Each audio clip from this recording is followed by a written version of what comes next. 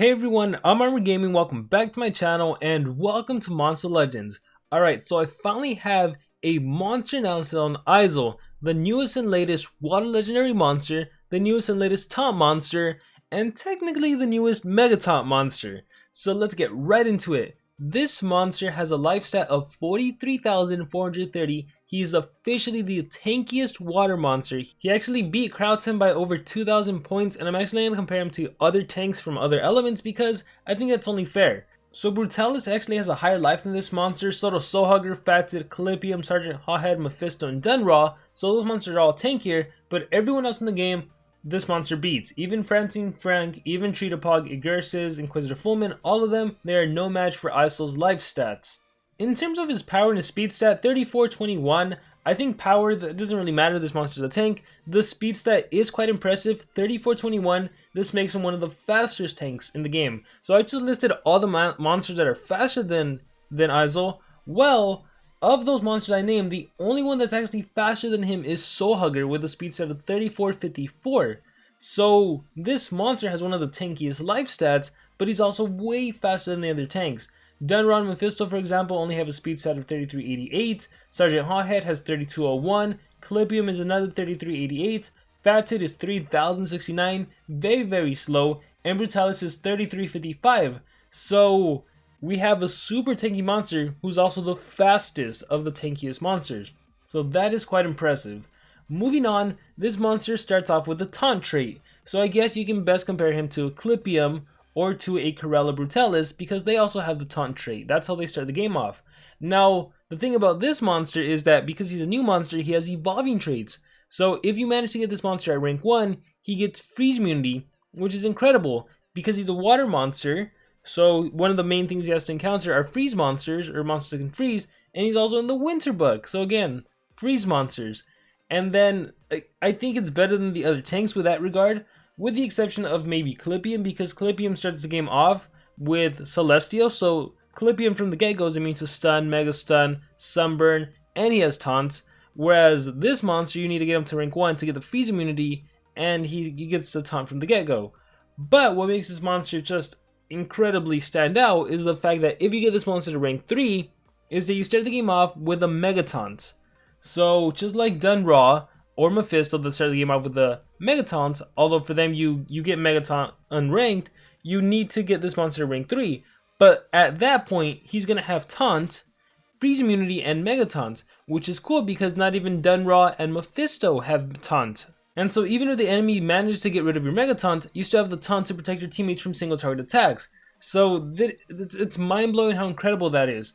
And yeah, Calipium and Brutalis, they can apply mega taunt, but they don't get it from the start of the battle. So if you use those monsters in your team, they can only really protect for single target attacks until they get a turn in, and then they can apply the mega taunt. So it's so nice that this monster starts the game off with mega taunt, and you're immune to freeze. And then if you lose mega taunt, you still have your taunt trait. So, and I know it's kind of hard to make these analyses now because it's like, do I talk about this monster at rank 0? Do I talk about him at rank 3? Well, considering he is a maze monster, I think a lot of players could probably get this monster at rank 1 or even rank 2. And then they can maybe get some additional cells for him and then rank him up to rank 3. So I think it's very feasible to get this monster at rank 3 and get the mega taunt and use him to his full abilities. So I think that's worth mentioning. Let's get into some more stuff. His relics. He can hold the trap relic, which I think is just incredible for a tank. Right, you can drain enemy stamina, you can deal damage depending on what kind of traps you have. My personal favorite is the Oblation trap. I also have the Mantis Claws trap. Very powerful at draining enemy stamina and dealing some damage. We can also hold an armor, which is just incredible for a tank, making him even harder to kill. Fantastic. Books, I already mentioned, I think he's in Winter, Undead, and Families. He's in a lot of books, that's great for him. And again, like, you really need a mega taunt monster if you want to excel in the game. So it's nice that this monster has it. So with that being said, let's talk about his skill set. So tier 1 skills, we have Brain Slug. Deals very heavy special damage to an enemy. 50% chance of possession. Whoa. We have a monster. Once again, I told you guys early on, the power does not matter. We have a taunt monster, a tank, that can possess, 50% chance to possess. This leads me to believe that he's going to have possession moving forward, and this is actually the first time I've seen this monster, so it is like, it's an analysis, but it's also like a first look analysis. We have Dark Skies up next. Deals moderate water damage, applies blind. A 0 cooldown blind skill. So here's the thing about tanks and monsters that aren't your main attacker or denier. They're there just to do something to the enemy team. So the fact that he's a tank, the fact that he absorbs hits, that's awesome. But the fact that he has a skill set where he can potentially possess and he can blind, that's awesome. He came from beyond space, deals moderate water damage, and you can give your team immunity to possession. So he's already permanently immune to freeze, and you can even grant possession immunity. That is awesome. That is incredible for a tank. It also has no cooldown, so even if you get hit with cooldowns activated, you can actually activate it, which is really weird for me. Oh, I just noticed. 0 cooldown on tier 1, 2 turn cooldown on tier 2, and almost everything on tier 3 was a 3 turn cooldown. That would have been a nice little pattern. But anyhow, let's keep going. I love the possession immunity right now. Dark Breed deals moderate water damage to all enemies, applies Curse. And we have Curse, of course. Every monster nowadays applies Curse. It's the best DLT in the game. Minus 10% of HP on turn 1. That goes to 20% on turn 2. And then 40% on turn 3. And it's not just HP, it's also stamina. So great stamina draining skill. Great HP draining skill. And it makes me wonder, like, is it possible to update old torture effects to make them a lot more usable? Especially compared to the skills like Sunburn and Curse. They're just fantastic. Contamination applies total blind to one enemy, and you give your whole team precision. I love this. So total blind one enemy, make the enemy blind, they're going to miss their next attack, and at the same time you're also giving your team increased accuracy. It's almost like you stole the enemy's sight and gave it to your team. The reason I love this is the fact that it is a single target attack. There are so many dodge area monsters in the game. So many. O'Reilly comes to mind. Wormlad, probably the most powerful dodge area monster in the game. We have Helgudin. We have a ton of dodge area monsters. So having single target attacks are a definite must. Moving on, we have Dreamcatcher, deals moderate water damage to all enemies, applies nightmares to all enemies, applies stamina leak to all enemies. My goodness, this is a stamina drainer. Yeah, I'm looking at it right now. So stamina leak and nightmares, both of those drain stamina, and keep in mind I also mentioned this monster has Curse, an AoE Curse, which also drains stamina. So you can set this monster up to just drain enemy stamina. That's fantastic. Body Snatcher, so on to skills group 3. Body Snatcher applies possession to an enemy and applies blind. Whoa, that's awesome. So I mentioned dodge area monsters, right? Problem with dodge area monsters, every other skill I mentioned before, they're AoE skills with the exception of the total blind skill, right? So if you do Dreamcatcher, Nightmares and Stamina Leak, that's not going to work against the enemy dodge area monster like the Wormlad, right? It's not going to work, and then he can just do Restore the Dream and clear those negative effects. The AoE Curse, once again, that's not going to work against Wormlad. Restore the Dream and the curse is cleared.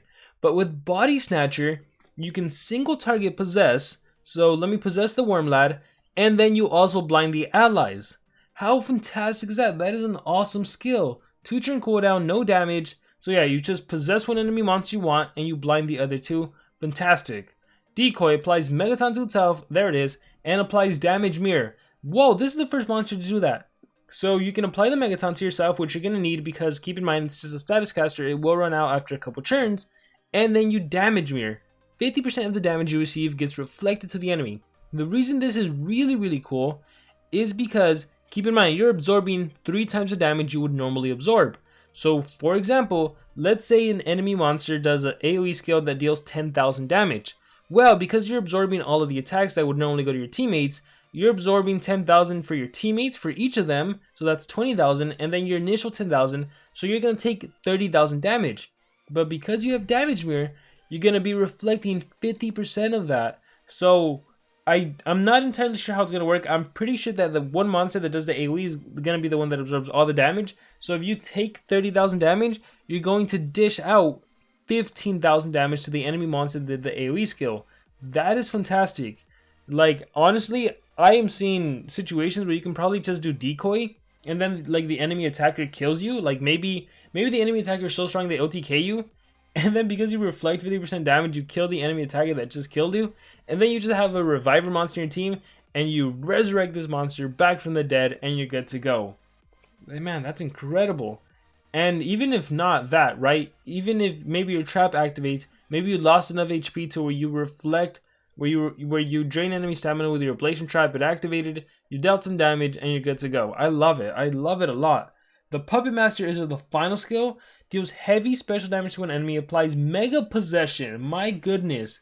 Mega Possession to one enemy. Wow. So 2-turn Possess. Again, if you're facing a dodge area monster, Wormlad, whoever you may be facing, they're on your team for 2 turns, and it applies Total Blind to one enemy. So that first turn that they're possessed, they're actually going to be blinded. So let's see, what's the significance of this? I guess if you had Hardened trait or Bulwark trait, Hardened plus anything tough trait, maybe the Mega Possession lands, in which case the Total Blind could land, or maybe vice versa, maybe the Total Blind misses, in which case the Mega Possession can land. So that's the significance of that. It's kind of cool seeing the Puppet Master because we're used to double stun, right? This skill has it stuns twice, so higher likelihood of landing. We're used to double possession. We're used to double freeze. Is that? I don't think double freeze has been a thing. But now we're getting a mixture. We're getting, hey, here's a possession, here's a total blind. And I guess it's not totally new, right? You think of Kihaku, you think of Ruby, they apply 2 random effects. We're not Kihaku. Kihaku does freeze and possession. Woodland Monster does Mega Possession and Total Blind. That's a nice nifty little combo because I don't think I've seen Deny plus Total Blind. So looking through all the skills, there's a lot I love. The Puppet Master, Mega Possession, Total Blind, I'll take it. Decoy, Mega Taunt, and Damage Mirror, I'll take it. Single Possession and AoE Blind, I'll take that too. Nightmares and Stamina Leak, I'll take it if you're going to run Curse for the Stamina Leak. The single Total Blind and Precision to Allies, I like that too. He came from beyond space. Immunity to possession to your whole team when you yourself are already immune to possession, I'll take that too. I love this monster skill set. Extremely versatile, so much you can use. Very, very great monster. Once again, having the taunt trait to start the battle off. This monster, honestly, in Wormlad, I mean, just the fact that this monster has taunt and Wormlad has dodge area, so these two monsters have really, really, really great synergy. And if something happens to him, you can just revive him with Wormlad. If you get negative effects like torture effects, you can restore the dream and get rid of that. They have great synergy. Taunt and dodge area is always great synergy, but then the fact that you have the freeze immunity that you can give possession immunity, Wormlad would pretty much be unstoppable, right?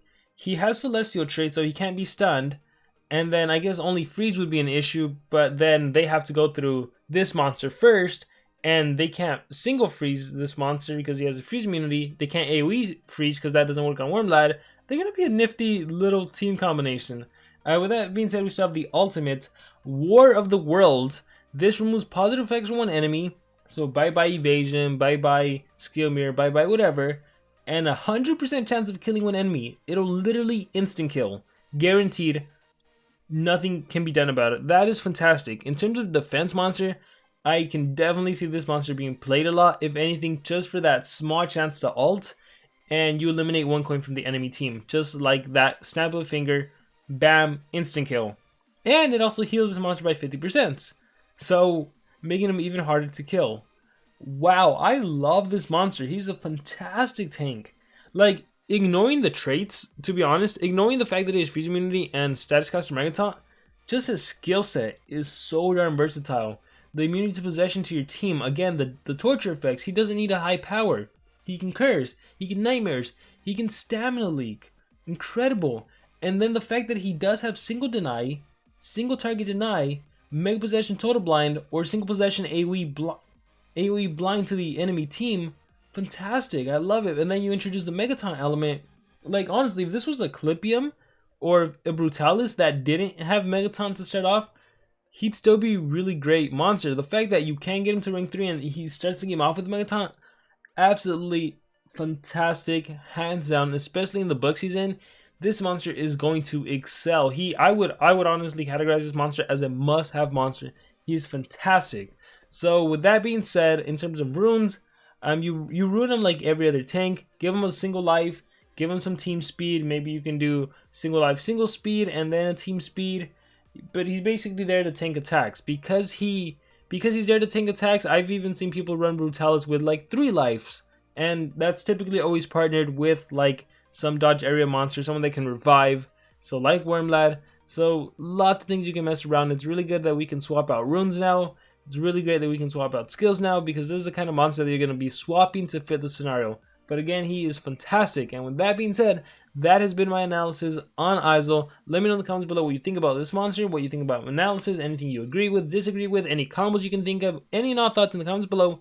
Thank you very much, and I will see you all next time.